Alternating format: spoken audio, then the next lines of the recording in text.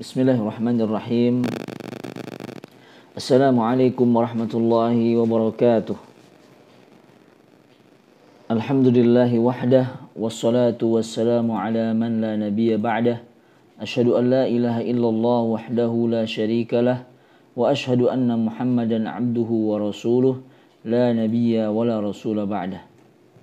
Allahumma salli wa sallim ala nabiyyina Muhammadin wa ala alihi wa ashabihi wa man tabi'a hudahum ila yaumiddin wa sallama tasliman katsira. Ma'asyiral muslimin rahimani wa rahimakumullah. Pada kesempatan yang mudah-mudahan Allah Subhanahu wa taala berkahi ini, kita akan mempelajari bersama surah Al-Kahfi. Surah Al-Kahfi merupakan surah yang mulia, yang dimana Allah Subhanahu wa taala memuji dirinya sebagai bentuk keagungan dan kemuliaan Allah Subhanahu wa taala. Allah Subhanahu wa taala berfirman, Alhamdulillahilladzi anzala ala 'abdihi al-kitaba wa lam yaj'al lahu 'iwaja qayyiman liyunzira ba'san shadidan min ladun wa yubashshiral mu'minina alladhina ya'maluna as-salihati anna lahum ajran hasana makithina fihi abada wa yunzira alladhina qalu ittakhadha Allahu walada ma lahum bihi min ilmin wala li abaihim kaburat kalimatan takhruju min afwahihim in yaquluna illa kadhiba. Allah Subhanahu wa taala berfirman di dalam ayat ini, Allah mengatakan Alhamdulillahilladzi anzala ala 'abdihi al-kitaba wa lam yaj'al lahu 'iwaja. Hamidallaha ta'ala nafsahu fi iftitahi 'adadin min suwaril Qur'anil Karim. Allah Subhanahu wa taala membuka beberapa surat Al-Qur'an dengan memuji dengan pujian. Tafsir ayat ini adalah Alhamdulillah ay thana'un athnallahu bihi ala nafsihi wa fi dhimnihi amara ibadahu an yathnau alaih. Segala pujian milik Allah. Ini adalah pujian yang Allah memuji dirinya, yang di dalamnya terkandung perintah kepada hambanya agar memuji Allah Subhanahu wa taala. Seakan-akan Allah Subhanahu wa taala berkata, qulu alhamdulillah, berkatalah, katakanlah alhamdulillah. Alladzi anzala ala 'abdihi alkitab, alladzi anzala ala 'abdihi, di sini yang dimaksud adalah hambanya, yang telah menurunkan kepada hambanya, yang dimaksud adalah Nabi Muhammad sallallahu alaihi wasallam. Wal kitab huwal Qur'anul Karim, yang dimaksud al-kitab yang diturunkan kepada Nabi Muhammad adalah Al-Qur'anul Karim. Walam yaj'al lahu 'iwaja, yang di dalam Al-Qur'an ini tidak ada iwaj. Apa makna iwaj? Iwaj bermakna mail, yaitu bengkok. La fil lafzi wala fil ma'na, tidak ada kebengkokan dalam lafaz maupun maknanya. Qayyima ay mustaqima. Qayyima artinya mustaqim, lurus. Liyunzira ay yukhawwifu man khalafahu wa kadhibahu wa lam yu'min bihi. Menakut-nakutinya, mengancamnya bagi mereka orang-orang yang menyelisih perintah Allah dan berdusta kepadanya dan tidak beriman kepada Allah. Apa yang Allah Subhanahu wa taala janjikan kepada mereka? Ba'san syadida ay azaban ajila. Ba'san adalah azab, yaitu azab yang ajil fid dunya, yang didahulukan di dunia, wa ajilan fil ukhra, dan yang ditunda diakhirkan pada hari di mana mereka dikumpulkan, yaitu di akhirat. Min ladun, di sisi Allah Subhanahu wa taala. Wa yubashshiral mu'minin, dan dengan Al-Qur'an ini Allah menjadikan sebagai pembawa berita gembira bagi orang-orang beriman. Anna lahum ajran hasana ay mathubatan min indillahi wa hiya jannah. Allah memberikan kabar gembira bagi mereka, yaitu berupa surga Allah Subhanahu wa taala. Makithina fihi ay muqimina fi thawabihim indallah wa huwa jannah. Mereka semua tinggal di dalamnya. Tinggal di dalam surga Allah Subhanahu wa taala karena pahala-pahala yang mereka miliki di sisi Allah. abada daiman la zawala lahu wa la inqidha.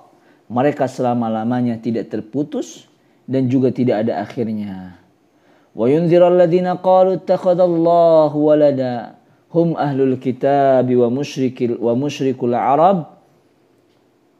Dan orang-orang yang mengatakan bahwa Allah mengangkat seorang anak, mereka adalah ahli kitab, Yahudi dan Nasara. Begitu juga orang-orang musyrik Arab yang mengatakan bahwa Allah memiliki seorang anak. Malahum, maka mereka yang mengatakan hal demikian itu tidak memiliki min ilmin, tidak memiliki ilmu.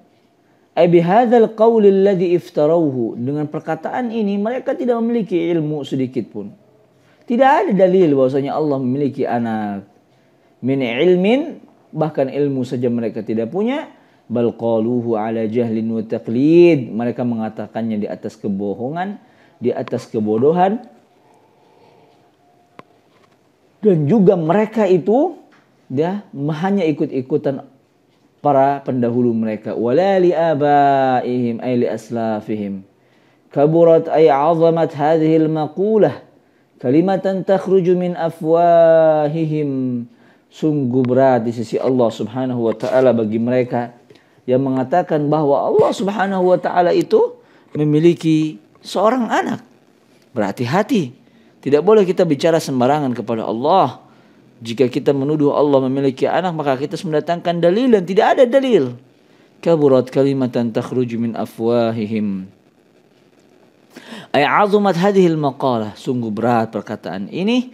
Kalimatan takhruju min afwahihim. Kalimat yang keluar dari mulut mereka. Laisa laha mustanad siwa qawlihim. Wala dalil. Ya lahum 'alaiha illa kadhibahum wa iftira'ahum wa lihadza qala iyakuluna illa kadhiba. Tidak ada sandaran dari perkataan mereka bahwa Allah memiliki seorang anak.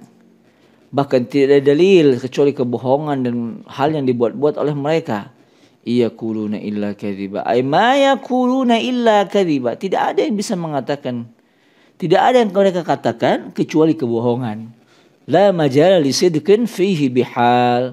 Tidak ada satu atau sedikit pun kebenaran dari perkataan mereka. Min fawaidi hadhihi al-aya al-awwal masyru'iyyatu hamdillahi ta'ala ala jamili sifatihi wa qarimi in'amih.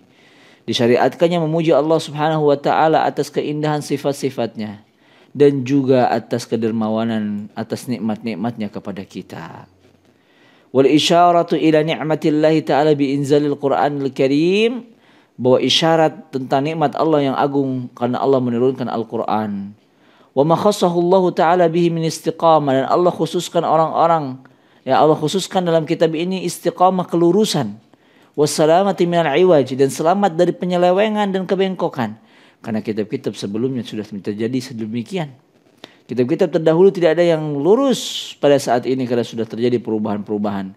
Tetapi Al-Quran 1440 tahun lebih bersama kita, dan sama seperti ketika diturunkan oleh Allah Subhanahu wa taala kepada Nabi sallallahu alaihi wasallam. Wasalis bayanu ma 'addahu Allah taala li 'ibadihi alladhina jama'u bainal imani wal 'amali shalih minal ajr. Penjelasan atas apa yang Allah sediakan bagi hambanya yang menggabungkan antara iman dan amal saleh berupa pahala di sisinya. Kemudian Allah Subhanahu wa taala di dalam tafsir ini juga faidahnya tanzihullahu ta'ala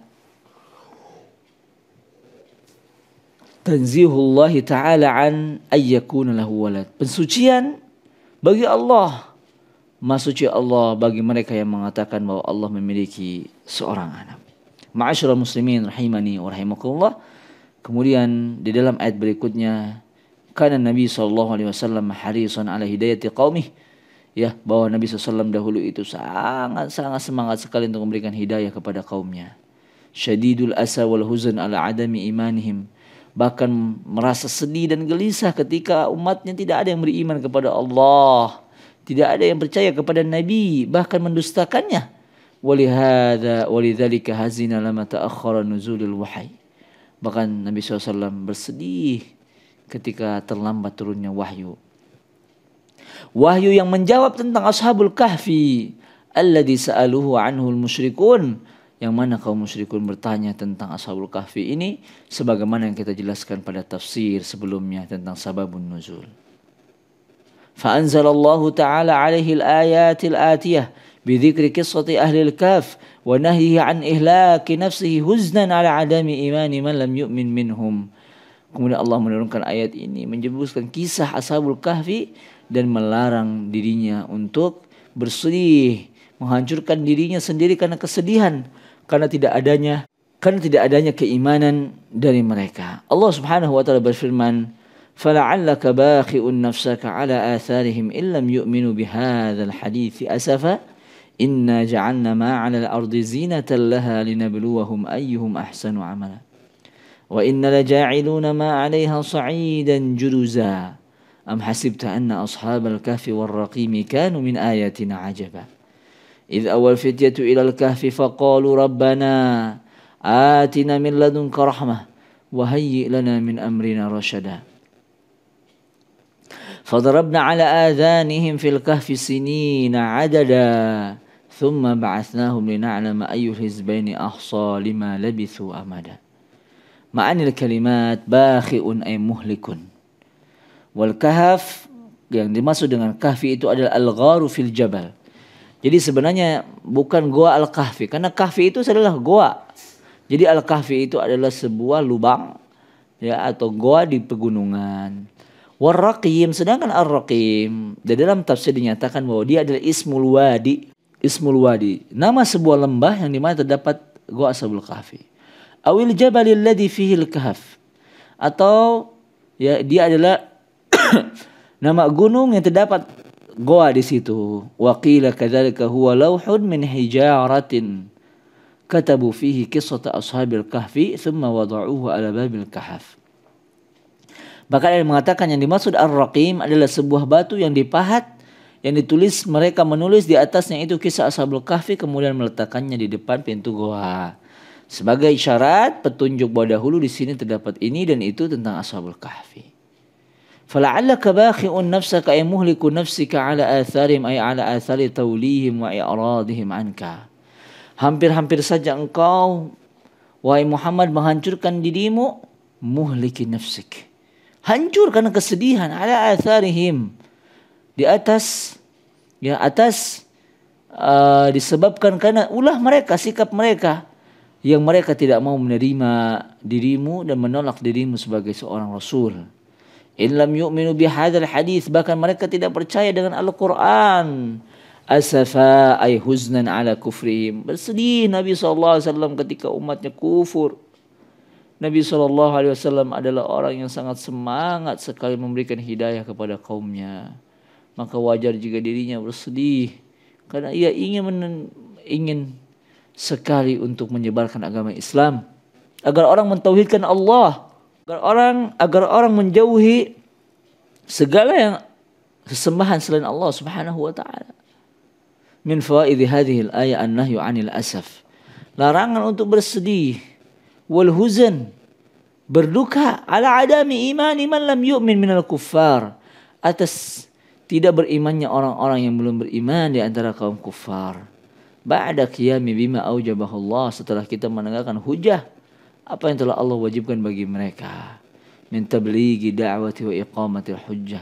Sampaikan dakwah sudah, sampaikan dalilnya sudah, hujahnya sudah, tetapi mereka belum juga beriman. Inna ja'alna ma'alal ardi zinatan laha linabluwahum. Sesungguhnya aku jadikan apa yang di atas muka bumi ini adalah perhiasan untuk menguji mereka. Linakhtabirahum. Dunia ini jemaah sekalian adalah cobaan. Jamaah sekalian, dunia ini hina. Jangan sampai kita tertipu dengan dunia.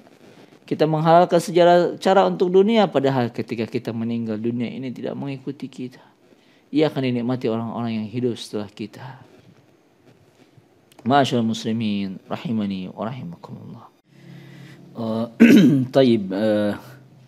Inna ja'alna ma'ala al-ardi zinatan laha linabluwahum ay linakhtabirahum ayyuhum ahsanu 'amala.